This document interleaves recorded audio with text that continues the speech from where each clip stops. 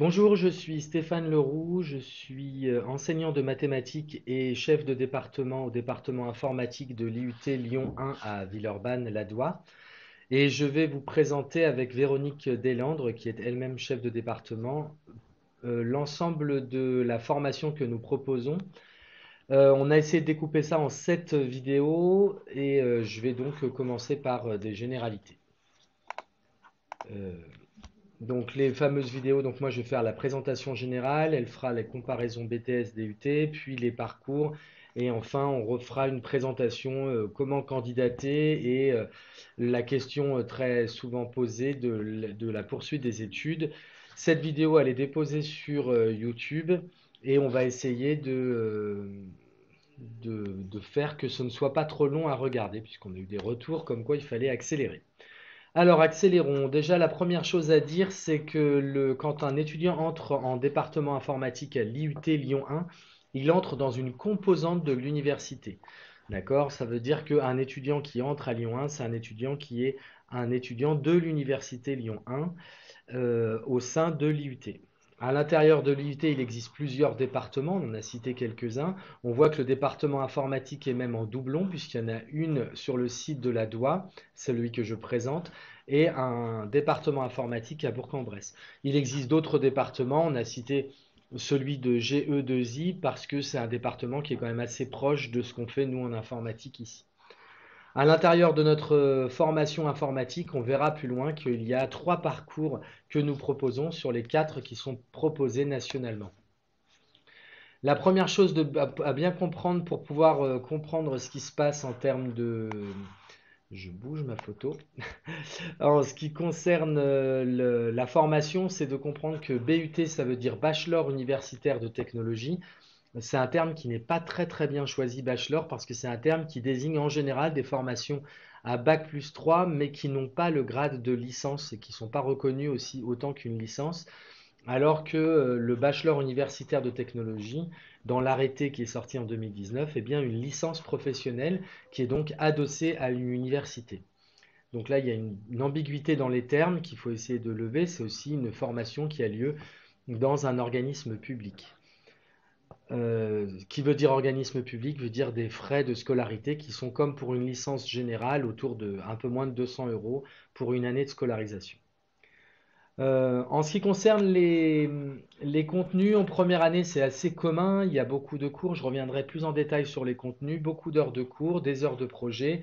En deuxième année, selon les parcours, ce sera soit des heures de cours avec une partie un peu spécifique et puis des stages, ou bien pour certains, c'est de faire le parcours DAX, qui est le parcours réseau, administration de réseau informatique, et qui est possible dès la deuxième année en alternance, avec les avantages que peut avoir l'alternance. Troisième année, pareil, on a la plupart des étudiants qui seront en alternance, mais on va garder un groupe en formation initiale avec un long stage de 12 à 16 semaines en fin d'année.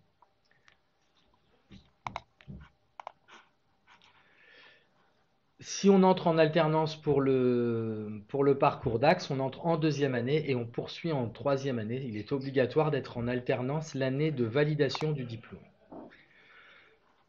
Si je dois dire en quelques mots les points clés de cette formation, comme vous pouvez le lire, c'est une formation universitaire, donc assez théorique pour les personnes qui pensaient que ils en avaient fini avec des matières générales comme les maths et d'autres matières, c'est raté.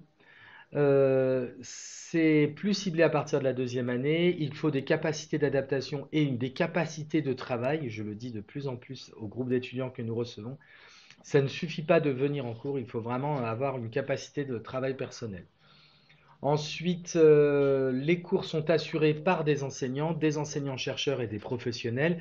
Si vous vous renseignez, vous verrez que ce n'est pas le cas partout. C'est-à-dire qu'on peut avoir assez souvent des cours qui sont présentés comme innovants, et parfois, ça veut simplement dire que c'est des étudiants de deuxième année ou troisième année qui font les cours à des étudiants de première année, ce qui n'est pas le choix qui a été fait par l'université.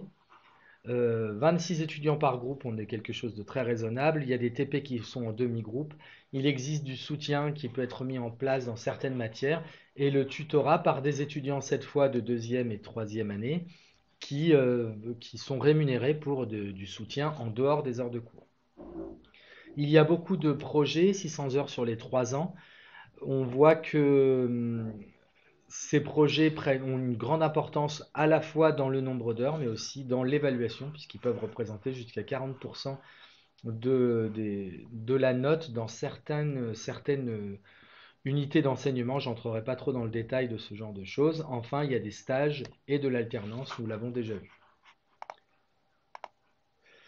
Pour donner une petite idée plus en détail de ce qu'on peut étudier, essentiellement, c'est un peu valable chaque année, mais là, on va plutôt parler de la première année, même si je vois qu'il y a des choses comme développement mobile qui ne seront pas faites en première année.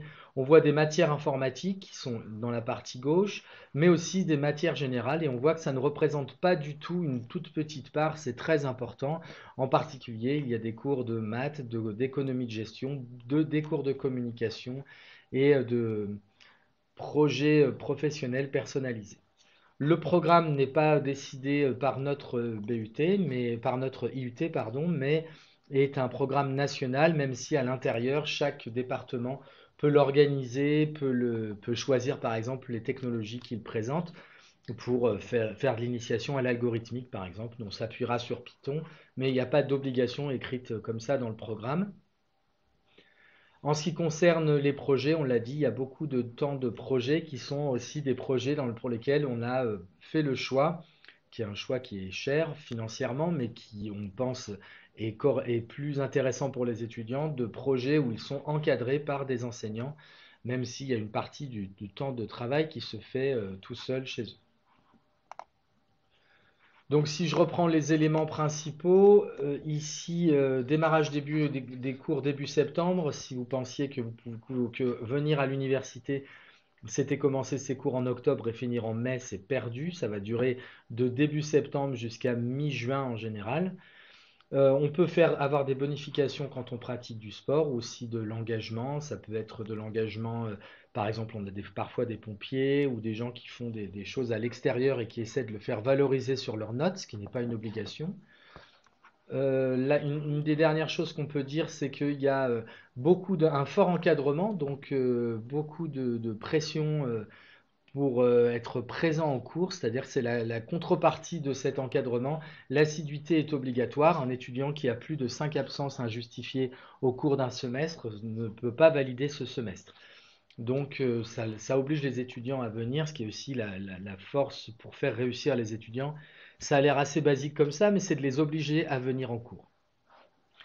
En ce qui concerne la prise en compte des situations particulières, l'université, comme toute institution, doit s'adapter pour la prise en compte des situations particulières, le handicap. Il existe une mission handicap qui regroupe l'ensemble de l'université, les étudiants qui ont droit à un tiers-temps, voire à d'autres aménagements, parfois assez difficiles à mettre en place, peuvent le faire dans le cadre de cette mission.